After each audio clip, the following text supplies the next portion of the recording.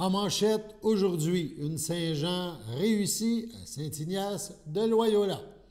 Bonjour à tous et bienvenue à votre bulletin d'information diffusé sur les ondes de CTRB, votre télévision locale et régionale, Alain Bellumeur au pupitre.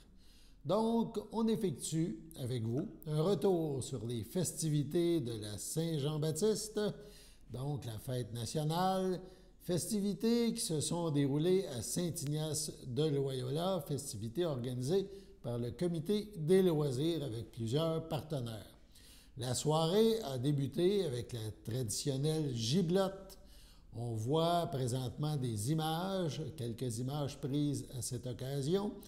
Ils étaient nombreux à venir goûter à cette giblotte, une tradition des îles, une giblotte fort savoureuse préparée chaque année par Jean-Pierre Guertin et toute son équipe. La soirée, elle, a vraiment pris son envol avec une prestation des élèves de l'école primaire de Saint-Ignace de Loyola. Ils avaient aussi des camarades de l'école de Berthier pour venir appuyer la note, comme on dit, et écoutons-les chanter. Ma mère chantait toujours.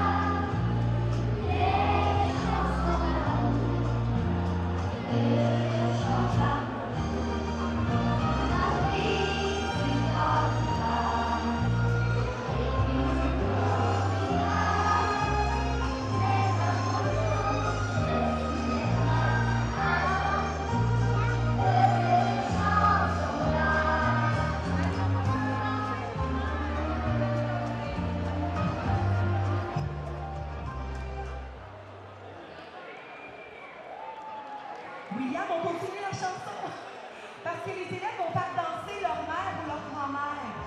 Est-ce que tu peux reculer un peu la chanson, William? Juste un petit peu.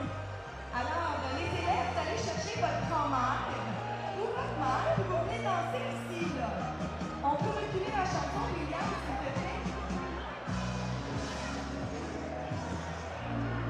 Oui. Alors, la vie du grand-mère.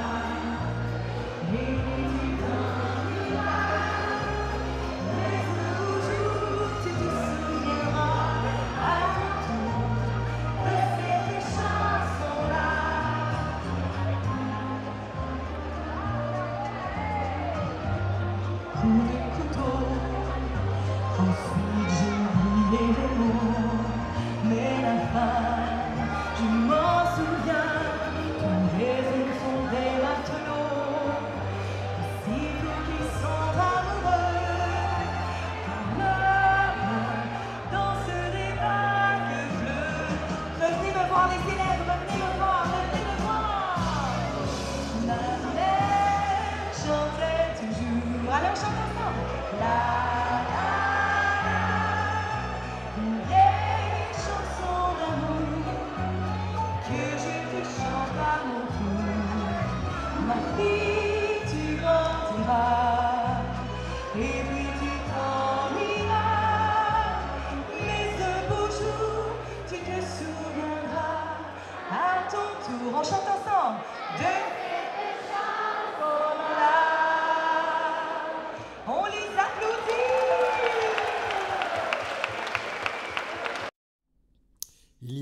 eu, bien sûr, la traditionnelle levée du drapeau. Levée du drapeau présentée cette année par le conseiller municipal Christian Valois. Merci, M. le maire. Alors, on va passer à la levée du drapeau. Vous savez, dans les festivités de la fête nationale, il faut faire connaître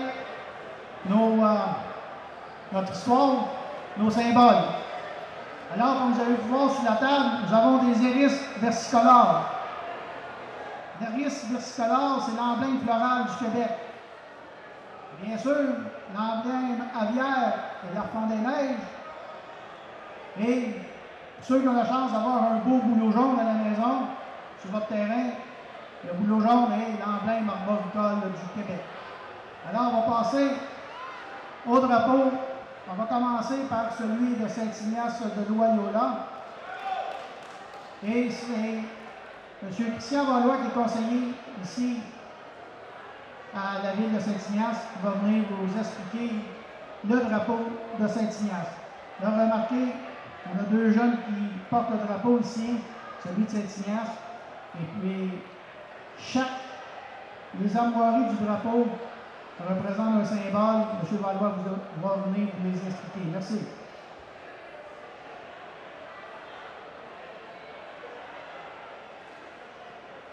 Bonsoir tout le monde. Tout d'abord, dans l'armoirie de la municipalité de Saint-Ignace, des explications. L'azur bleu et l'argent blanc représentent l'eau du fleuve en forme d'onde.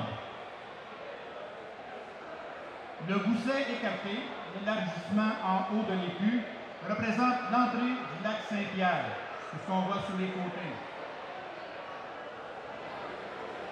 Les navires, c'est en mémoire des anciens marins, du traversier et de ceux qui le prennent matin et soir. Les fusils, les lieux pour la chasse au canard, habileté de ces chasseurs. La gerbe de blé, une île habitée et cultivée, hommage aux cultivateurs. Les zones rouges, gueule, à droite et à gauche, illustrent les rives nord et sud. La forme du navire rouge au centre représente à la fois l'île et le traversier.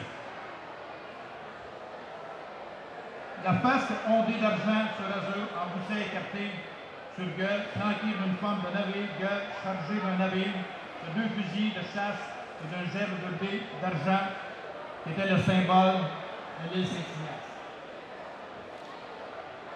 Dans les ornements qu'on peut voir en haut, les trois fleurs de lys, l'île Saint-Ignace, le cœur du Québec sur l'axe du fleuve. Les deux étoiles et le croissant de lune, heure matinale du travailleur, la veille du chasseur, élément des armoiries, de Saint-Ignace de Loyola. Les trois canards, la chasse et la faune. Les feuilles de chêne, la force, le milieu naturel. Autrefois, l'île était couverte de chêne. Les quenouilles et les joncs, la souplesse, faciliter l'adaptation des habitants, le milieu naturel. Ça, c'est les ornements du drapeau. Et bonne Saint-Jean tout le monde!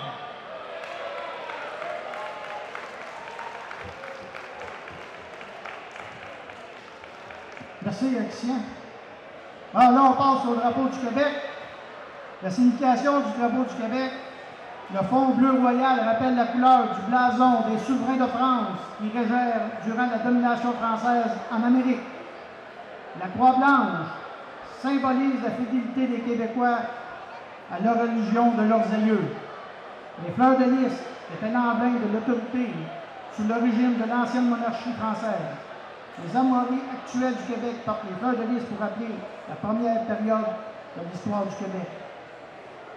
La croix et les fleurs de lys ont toujours été, pour la majorité de la population du Québec, le symbole authentique de son origine ethnique, de sa langue, de sa foi et de ses traditions les plus chères. Alors, je veux que tous ensemble, je vais vous le dire une fois pour saluer le drapeau. Et là, vous allez le faire avec moi. Je vais vous le dire, je vais l'entendre ensuite. Drapeau du Québec, salut! L'événement a par la suite permis au maire de Saint-Ignace de Loyola, Jean-Luc Barthe, d'y aller d'un discours. On rappelle, il a mentionné que c'était probablement son dernier discours public, puisqu'il ne sera pas candidat à la prochaine élection. On écoute son intervention. Bonjour tout le monde. Chers citoyens, chères citoyennes, bonjour à toutes et à tous.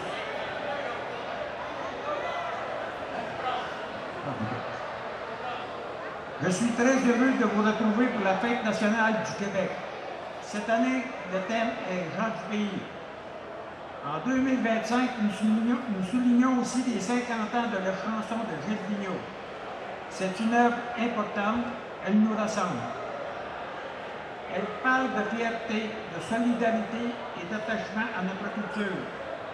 Ici, à Saint-Ignace de Loyola, nous formons aussi un peuple uni. Nous sommes des gens de cœur, des gens fiers de leur coin de pays. Plusieurs d'entre vous le savent déjà, je quitterai la vie politique à l'automne. Cette fête pour moi est un moment spécial. C'est la dernière fois que je prends la parole comme maire pour cette occasion.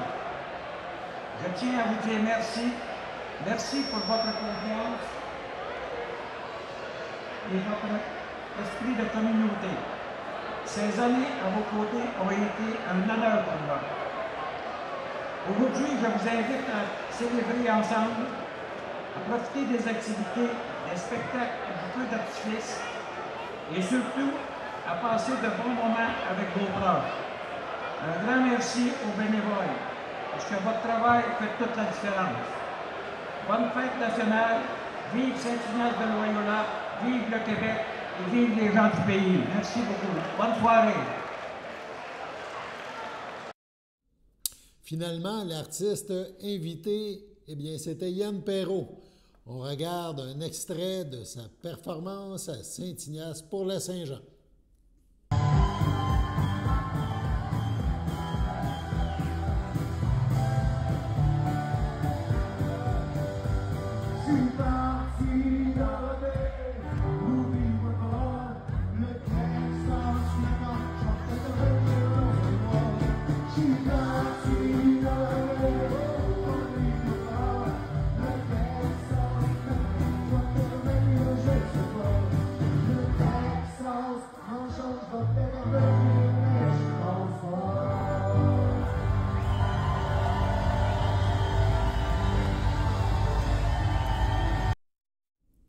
Sur ce, allons à la pause.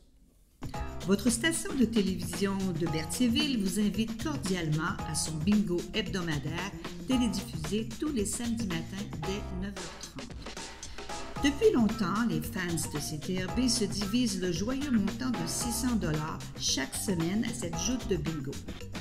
N'oublions pas non plus le super bingo mensuel d'une cagnotte de 2000 $ que vous pourriez vous partager chaque premier samedi du mois. Un moment de fébrilité qui pourrait devenir payant pour plusieurs d'entre vous. Pour vous procurer ces fameuses cartes de jeu, les dépositaires participants sont à Berthierville, le dépanneur Formule 1, la station-service Arnois sur le boulevard Gilles Villeneuve, le marché IGA Extra Famille Mondor sur la rue Gabrielle Brissette, le marché Métro Boucher sur la rue Notre-Dame et la pharmacie Proxime sur la rue Frontenac. À Saint-Ignace de Loyola, le dépanneur Proxy sur la rue de la Traverse, la boucherie Aldo sur le rang Saint-Michel. C'est donc un rendez-vous hebdomadaire chaque samedi matin à 9h30 sur les ondes de CTRB, votre télévision locale et régionale, celle-ci toujours en haute définition.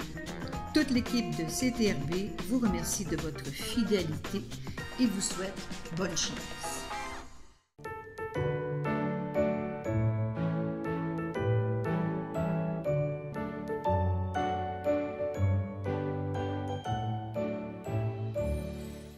La FADOC de l'île du Pas désire souhaiter bonne fête en ce 25 juin à André Aubin, à Gilles Pilon et à Georgette Duchesne. C'est votre anniversaire aujourd'hui.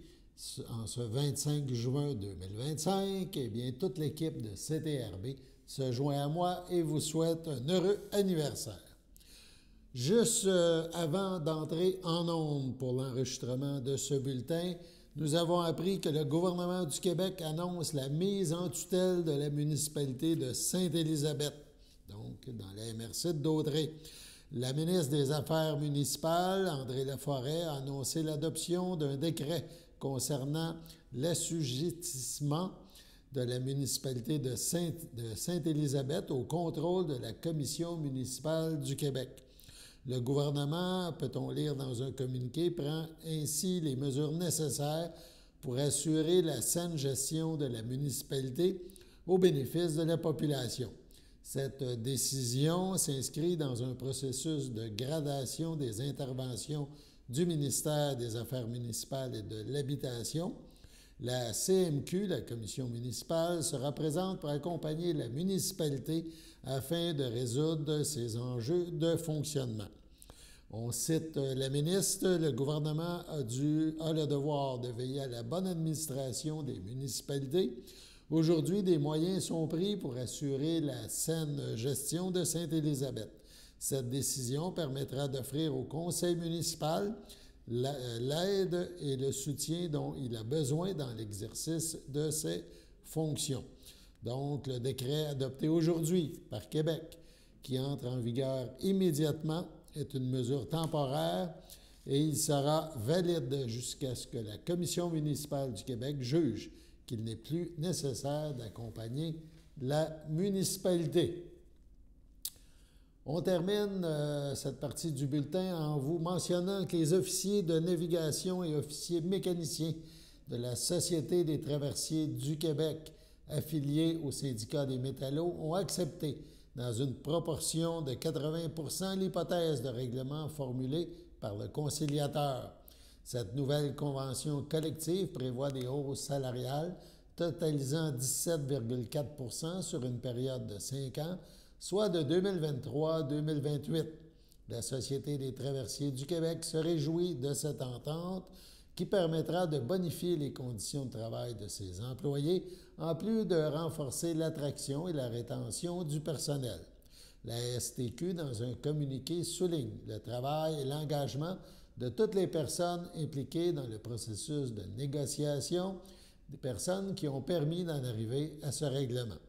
Cette avancée constitue un jalon significatif et encourageant pour la suite des échanges, mentionne la STQ.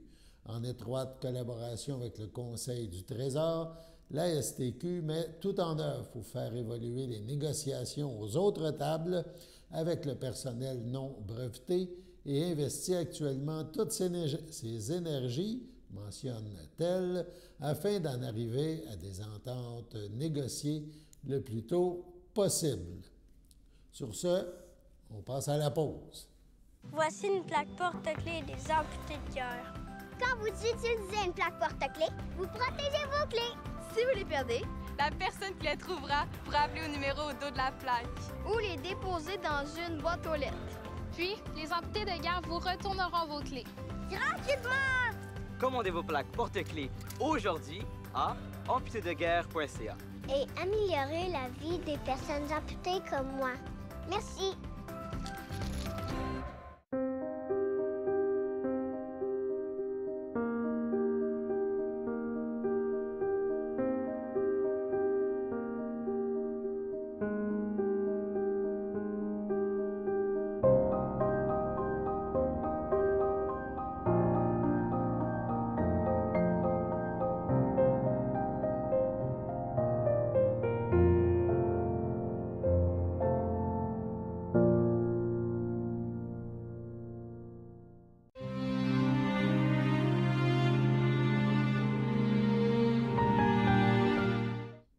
Le 21 juin dernier, à l'âge de 75 ans, est décédé M. Thomas Dupuis, époux de Diane Robinson, demeurant à Sainte-Élisabeth.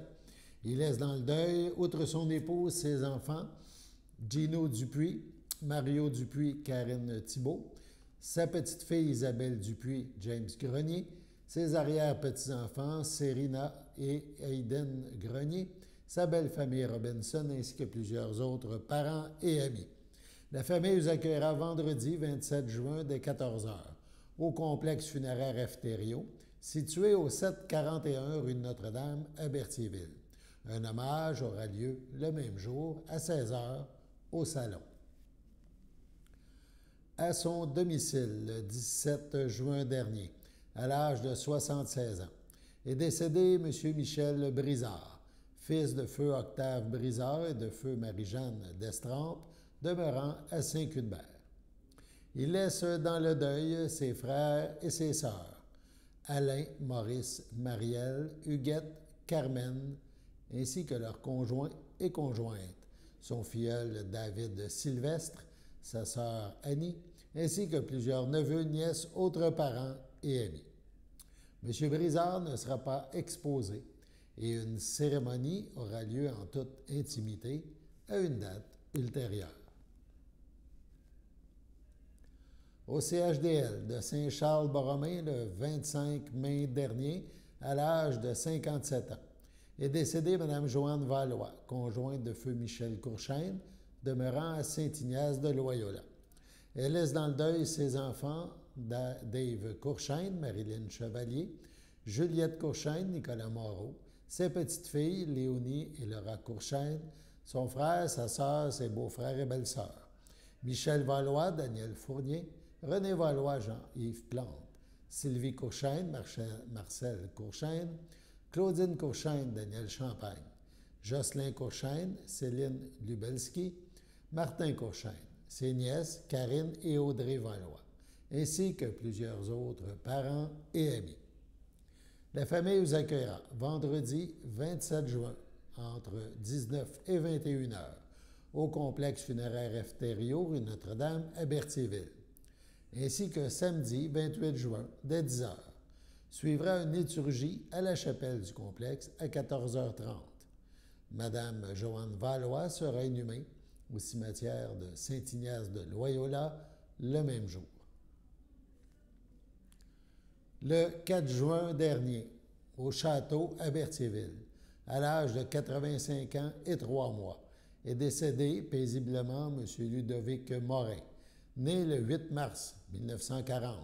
Il était le fils de feu Joseph Morin et de feu Rose Anna Berger. Il était l'époux de Marguerite Hébert, avec qui il a été marié 62 ans.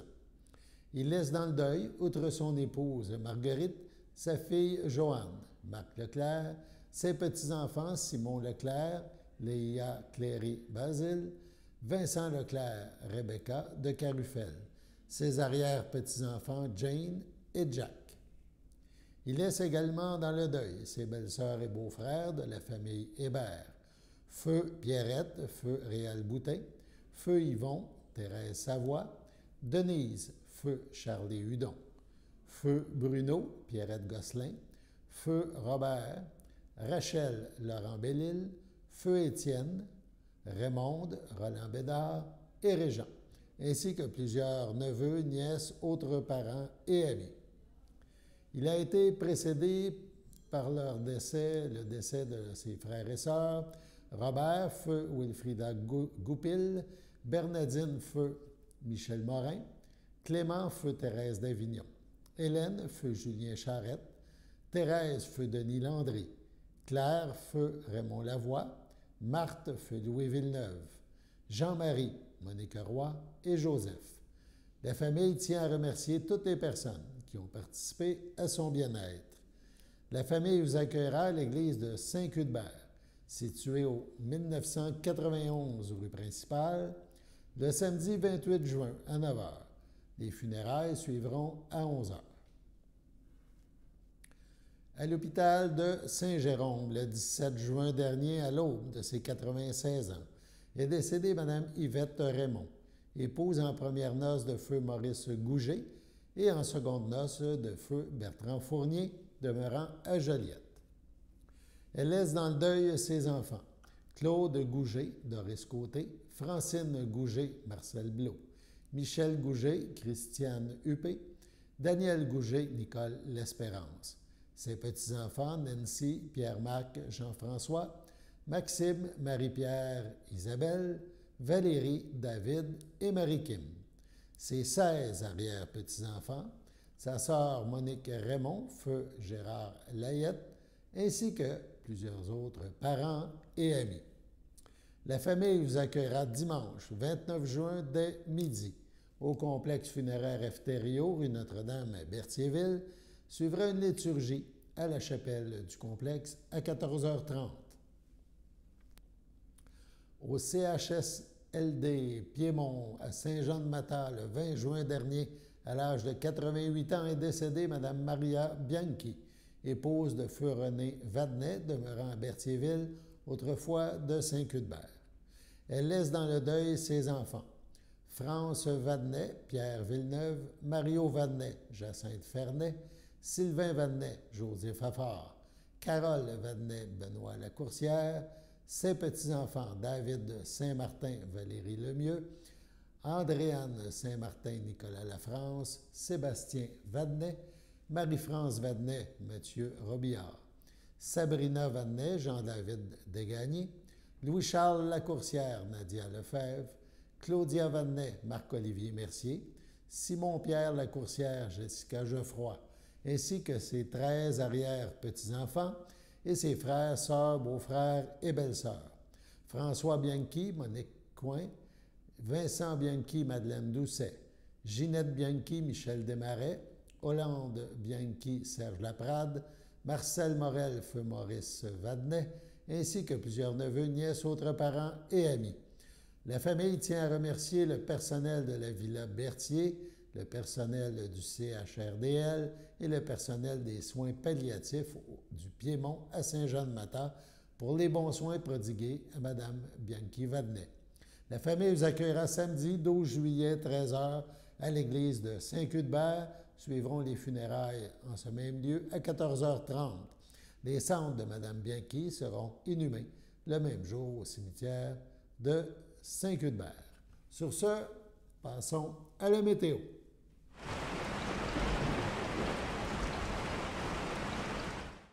Bienvenue à cette troisième édition de votre Météo avec Théo. Aujourd'hui, pour commencer, mercredi soir, il y aura une température de 23, un ressenti de 30, ainsi qu'un ciel ensoleillé avec des passages nuageux. Mercredi nuit, il y aura une température de 15, ainsi qu'un ressenti de 21 avec un ciel variable. Pour jeudi après-midi, il y aura une température de 22, un ressenti de 21, ainsi qu'un ciel plutôt nuageux. Jeudi soir, il y aura une température de 20, un ressenti de 21, ainsi qu'un ciel variable. Et pour finir, jeudi nuit, il y aura une température de 13, un ressenti de 12, ainsi qu'un ciel variable. C'était tout pour votre météo.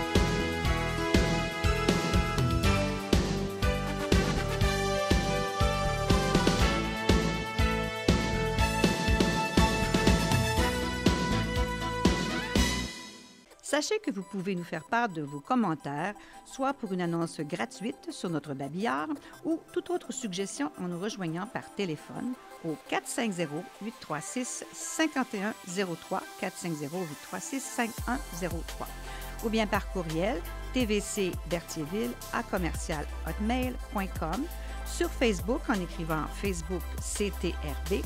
Et surtout, n'hésitez pas à visiter notre chaîne YouTube afin d'y retrouver une grande partie de notre programmation sur YouTube CTRB. Les émissions sont classées par catégorie, vous permettant de chercher moins longtemps. Vous pouvez aussi cliquer sur le rectangle rouge « S'abonner » pour être à l'affût des dernières émissions enregistrées.